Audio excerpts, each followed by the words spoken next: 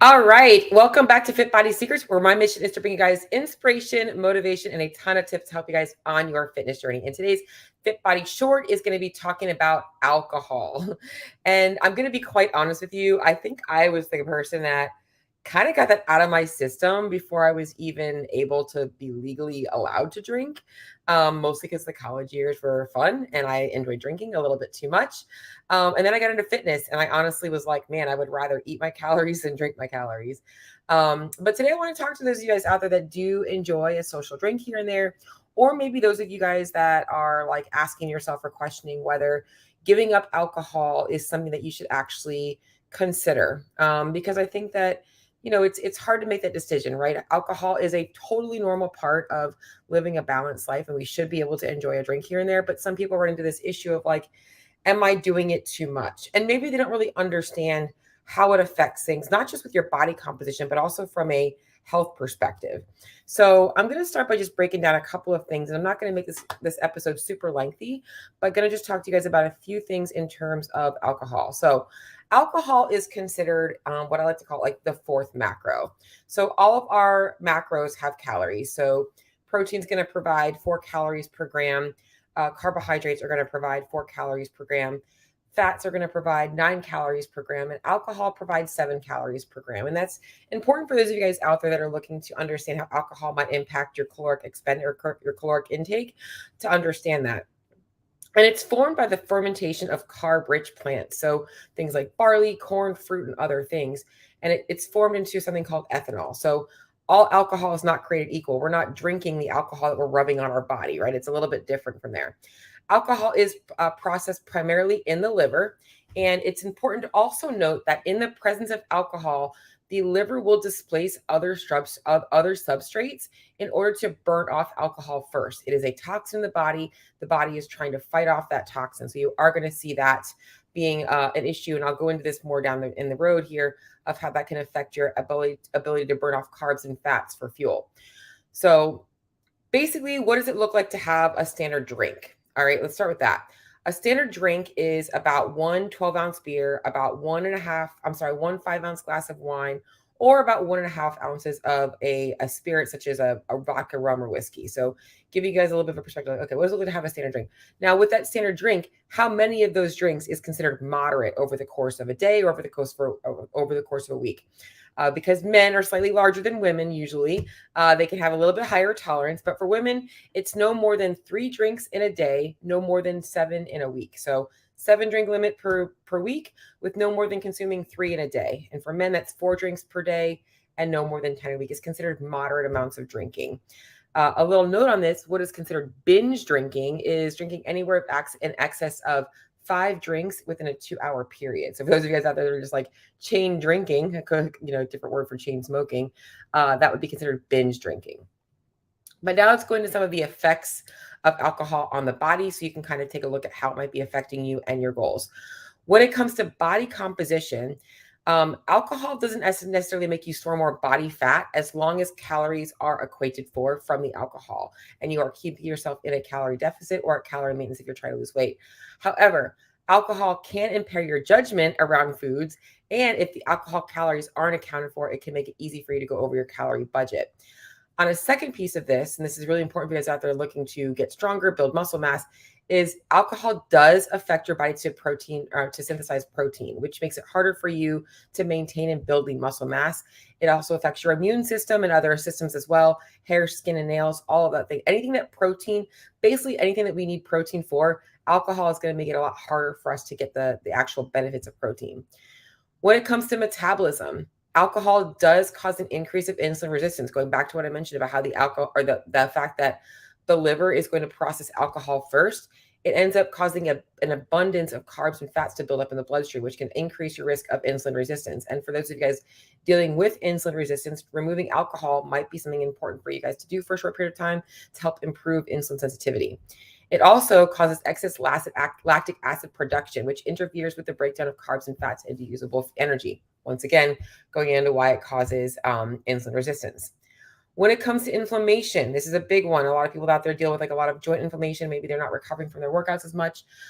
It does cause an increase in protein oxidation and an increase in C-reactive protein in the bloodstream, which is also going to cause acute and chronic inflammation. This is something you guys are going to experience right off the bat with acute inflammation. So if you've ever experienced a hangover after a night of drinking, that is inflammation, but we can actually see chronic inflammation come through as well. Another big proponent for you guys to understand about alcohol consumption is that it has a major effect on hormones, primarily because it has a what's the word I'm looking for? Well, I'm getting tongue tied here. It actually can cause the conversion of testosterone into estrogen. And this is a very big one for those guys, especially men out there. Alcohol is a testicular toxin. It can cause cancer. So there's a lot of things you guys have to watch out for in terms of hormones as well. Once again, this is all done with excessive drinking. Drinking in that moderate category does not cause, nor it hasn't been shown to cause these things. So just knowing that I'm telling you all these things, but that moderate amount is what you're really looking at. This is kind of going in excess of those numbers that I've already mentioned to you guys. So regularly drinking more, here's, I'm going to kind of recap this. Regularly drinking more than your moderate amounts of alcohol, which is considered those 3 drinks for men, or 3 drinks for women and then 4 for men, you are putting yourself at a higher risk for oxidative stress, injury to the liver, increased fat synthesis, and a displacement in nutrients, mostly in B vitamins, along with a displacement in omega-3 fatty intake, and it can actually shrink muscle tissue. There's a lot of negative things that excessive drinking can actually cause. Now that I've kind of broken down all of the things that like now have scared you about alcohol, remind yourself of one thing, like I already said, is this is in excess. So if you're a woman and you're sticking to about 3 drinks a day, no more than 7 in a week. If you're a man, 4 drinks a day, no more than 10 in a week. You are still within that range of like, I'm drinking at a healthy level. So this is when you're going beyond that. And I want to talk to you guys now about like, do you need to cut it out? Should you cut it out? And I'm going to start by talking a lot about the psychology part of it. Do you have a problem? This is the main thing. And do you have a dependence on alcohol? Dependence on alcohol is going to be considered if you have 3 or more of the following symptoms. 1, you drink despite harm. 2, you have a strong desire to drink no matter what. 3, you have a loss of control over your drinking. You get withdrawal symptoms. Maybe you have a high priority to drinking aside from other activities, like you're not going to be satisfied until you have your glass of wine, and your tolerance has increased over time. So those are all signs that if you have like 3 or more of these, then you probably should maybe think about or consider looking at like, do I have an alcohol problem? Should you quit alcohol? And this is where I'm going to go into some reasons that you might want to quit alcohol. Why are you drinking? Okay, are you drinking because you thoroughly enjoy drinking? You actually like the taste of the drinks you're drinking. It's actually relaxing to you. Or are you drinking because you're stressed out, because it's a habit, because other people are around you are drinking and and you feel like guilty, or they're like kind of like peer pressuring you to drink. Last one I put is because you think it's good for you. If you're like, oh, drinking this glass of wine is going to give me antioxidants, like not really the case. The benefits of drinking alcohol they're so small that it's not worth it to use that as a reason to drink. But if you thoroughly drink having a couple of drinks a week, then you should be able to enjoy it because you enjoy it. If it's truly adding pleasure and value to your life, then absolutely include the alcohol. If you're doing it for those other reasons, then maybe you do want to give it up. More importantly, if you are going to drink, I want you guys to understand how it's going to affect your results, especially for those of you guys out there that are fitness focused or fat loss focused, is that you have to understand that if you are drinking alcohol and you're in a fat loss phase, your calories are being controlled. If you start to replace a lot of your calories, which are going to normally provide you with nutrients, with alcohol, you are going to be losing out on nutrients. So we want to make sure that you're keeping your macronutrient breakdown high protein. You're still getting in lots of fruits and vegetables, and that you're keeping yourself to a moderate amount of alcohol. You're not ending up filling all your calories with alcohol and be like, oh, I'm still in my fat loss phase. And if you're someone that values your gym performance, I would honestly recommend keeping it to days where you don't have a hard workout the next day, or your performance the next day is going to matter. Keeping it to maybe like your Saturday nights, when maybe Sunday is your rest day, you can give yourself your body a little bit of a break. To help offset some of the effects of alcohol, I think people focus a lot on, like, oh, I've got to cut back on my calories.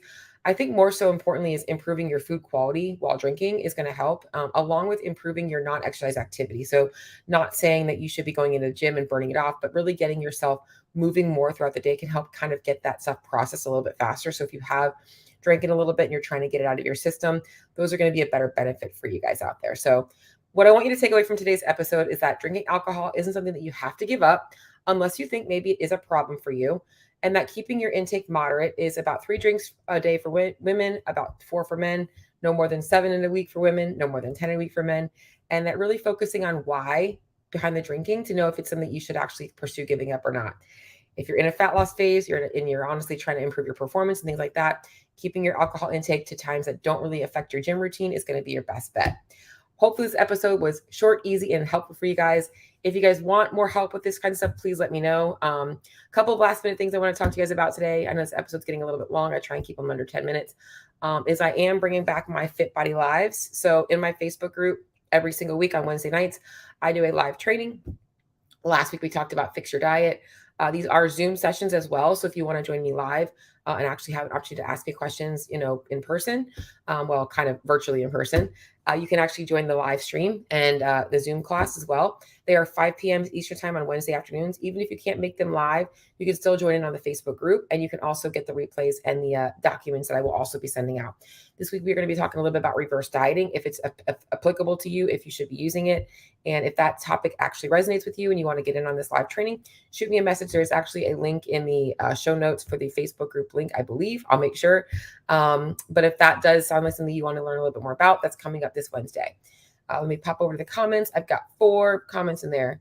What's up, guys? It's my normal peeps. Only slightly, I'm joking. Oh my gosh. Good morning, friends. I'm talking about alcohol on Sunday morning. Isn't that funny?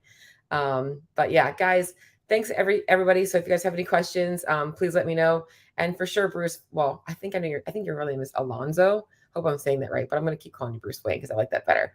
So, awesome, guys. I will talk to you on the next episode.